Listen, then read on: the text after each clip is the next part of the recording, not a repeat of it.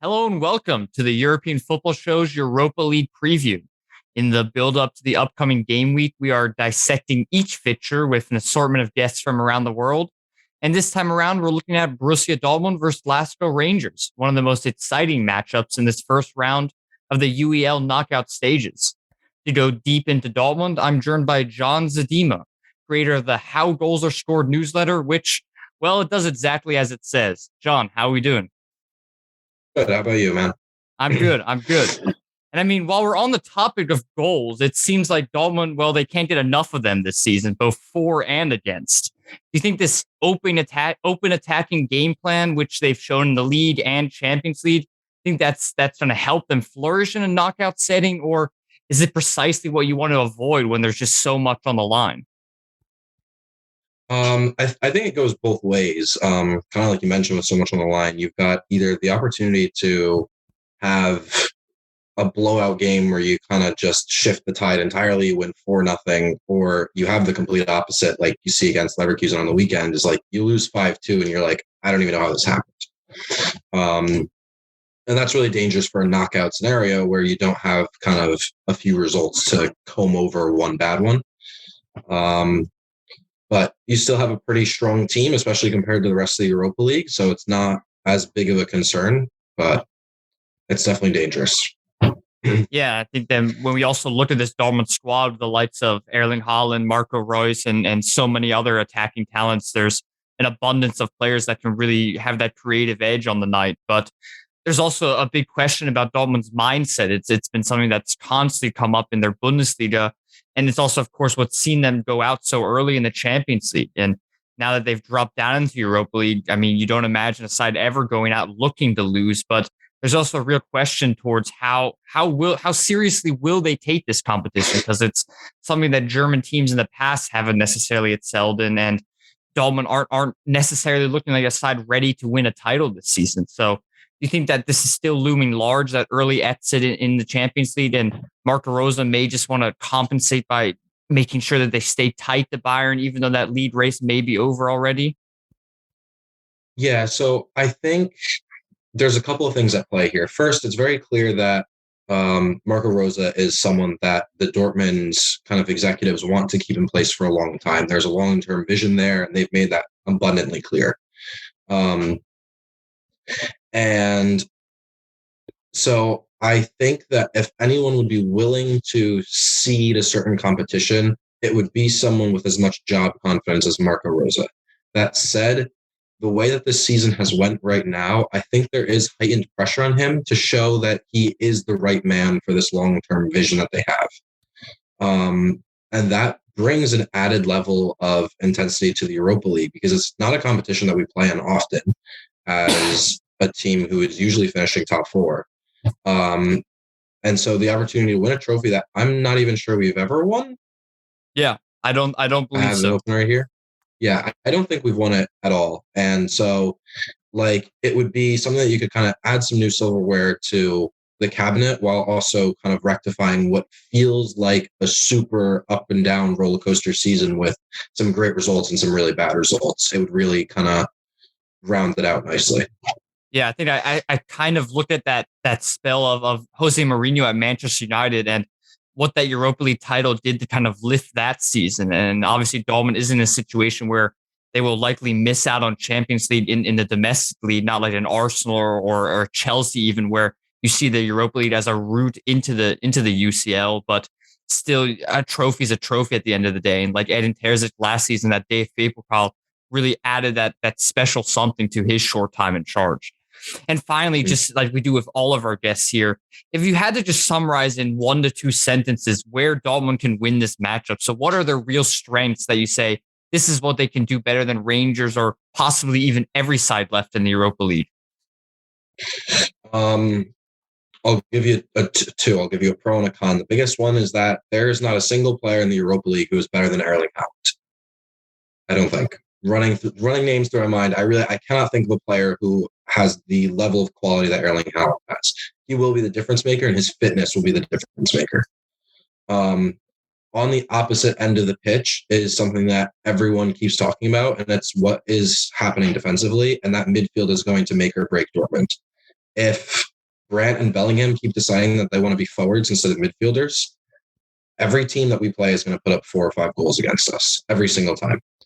And that will lose you games regardless of how many goals Erling Haaland scores.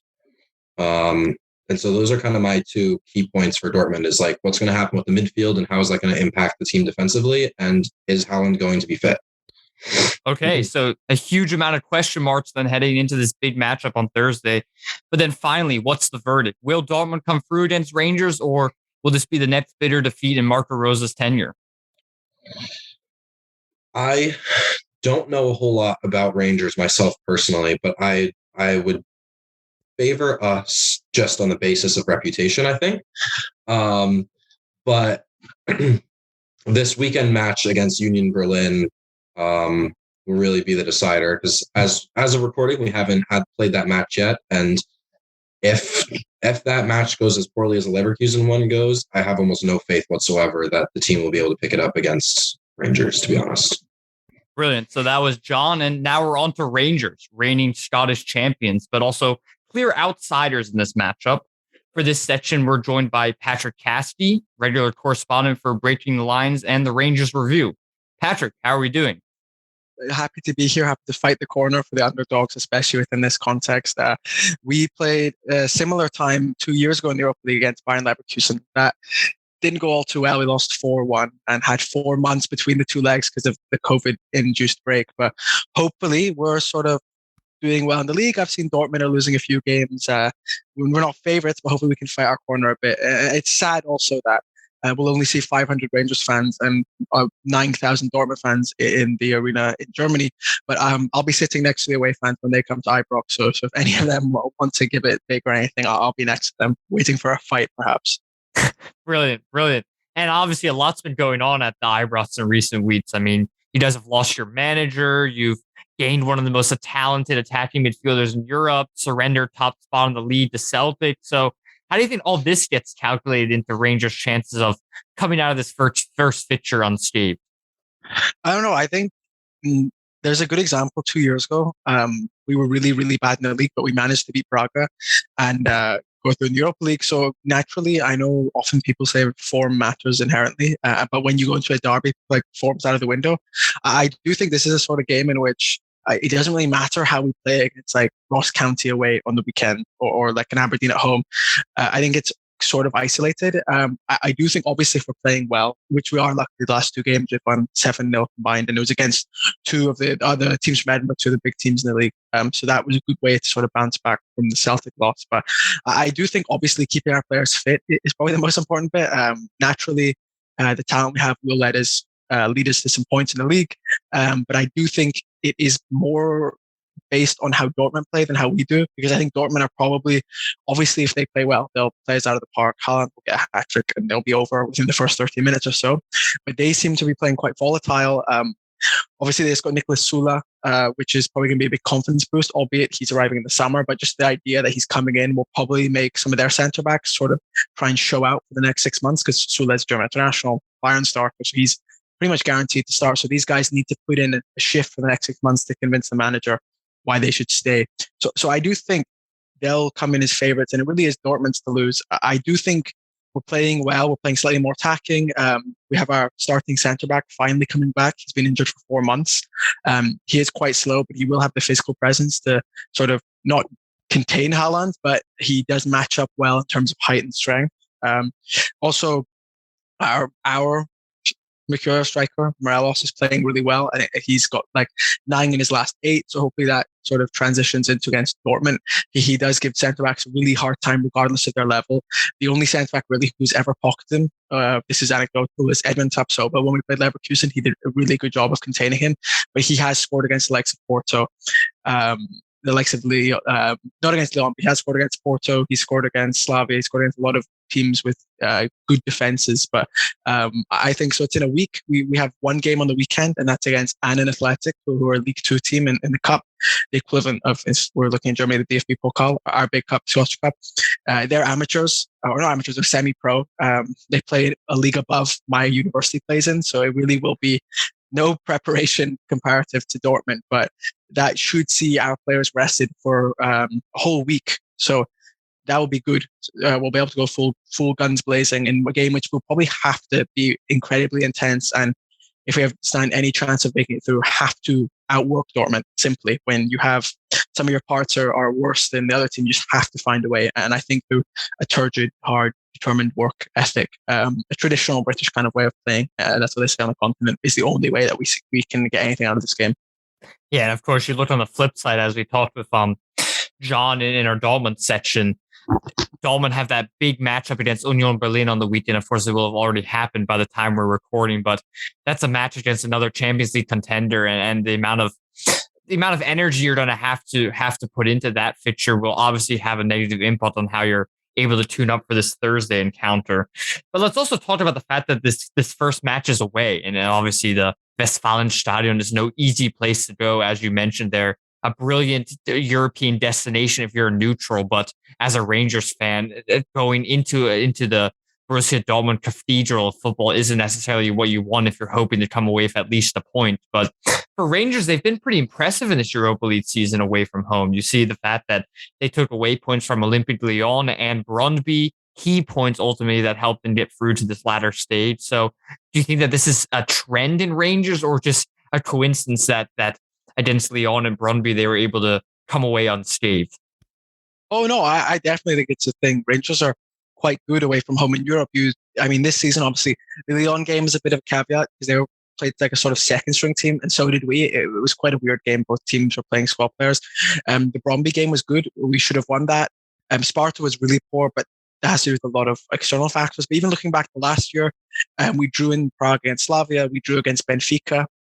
We beat Liège in Liège. We beat Antwerp in Antwerp. We beat Poznan in Poznan. Going 2 years back, we drew with Porto away. Going 3 years back, we drew with Villarreal away. So we do set up well, albeit those results were all under Gerrard. We did set up a really structured 4-3-3, which just pushed teams, and it worked well. The proof's in the pudding.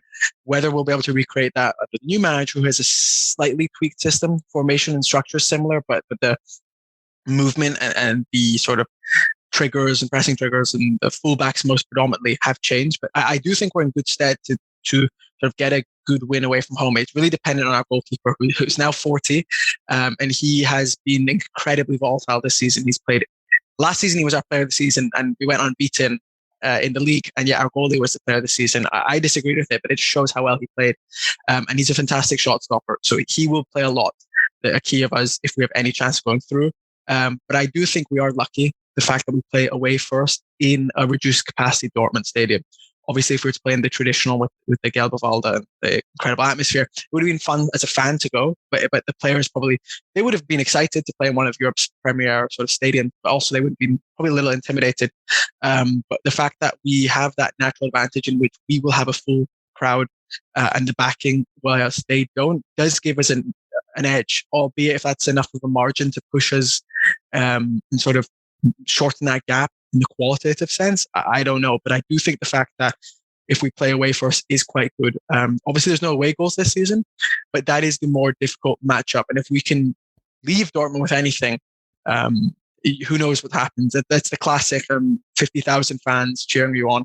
It really all goes out the window. So if we manage to stay in the tie, we have a fantastic opportunity to sort of do the shock of the tournament. And if you were to ask me, I probably like the fact that we play away first. I just naturally have always liked that, especially when away goals were a rule, but now it's been removed. I still do like playing away first and sort of getting the more intense challenge out of the way and then sort of winning it at home. It's always the last 10 minutes of the second leg. You want the home crowd to be there. But that's not to mention there will be, I think, around 3,000 Dortmund fans at the game. And they will be there in their numbers because they'll want to be in a packed stadium for the first time in months. And albeit it might not be on the levels of the Westfalenstadion, Ibrox is one of the destinations to tick off in Europe. Yeah, that should be a fantastic matchup, not just for what's going on the pitch. And now finally, as we did with all of our guests for these Europa League specials, if you had to summarize just in a couple of sentences where Rangers can win this matchup, so what are their key strengths that can get at this Dortmund side? Oh, it's in the counterattack. Morales is playing really well, coming deep and linking up, and then doing these nice little flicks and first-time passes to Ryan Kent, to Scott Arfield, to Amad Diallo. And on those wings, we do have the pace because we're not going to be able to match up 11 on 11. So we're going to need to catch them out. The whole dynamic of this match, 2 matches, in fact, will be Dortmund dominating and us fighting off the scraps. And if we're able to take advantage of numerical superiority, some counterattacks, some sort of crowd-induced mistakes on Dortmund's half, that's where I'll be won. It'll be us capitalizing on their mistakes. Okay, perfect. And then on the flip side, if Rangers were to lose this match, what would kind of be the key catalyst for that? Oh, I think it'll be our goalkeeper's poor distribution. Additionally, if our starting centre back isn't fully able to recover, the guy who goes in there is usually a left back by trade. He's only 22, and he's really, really terrible in the air. I know Haaland sits at 6'4", but one of the common slights is his inability in the air. But I do think that's where it's to get at. And if they do crumble in the same sense when we played Celtic, they crumbled quickly because we made an early mistake. It could be quite the doing, because there is always this discourse within the Rangers fans of, does this team have a good mentality? And they look back to last year, and our only Premier League win in the last 10 years was behind closed doors in front of no fans. So I think if we do lose, it will be because we start off poorly, set off on the wrong foot. Okay, perfect. And then for the final verdict then, Patrick, are you going to go with Rangers? Of course, you're traveling to Dortmund, as you said. You'll definitely be there at home at the Ibrox as well. So you'll be giving everything for that victory. But does your mind go with your heart on this one, or are they separated? No, they're separated. I always like to do what I hope would happen. So my realistic, optimistic prediction is a 2-2 to Rangers, and then it goes to extra time. But my betting prediction would be 3-1 to Dortmund, a 2-0 win in Germany for Dortmund, and then a 1-1 in Scotland. I do see us getting a positive result, however that manifests at home. But I don't think that will see us through. And I think that's the general mood. I don't think people will be disappointed if we lose. I mean, it's Dortmund. So that was always the idea, was it's a glamour tie, if that's the right way to put it.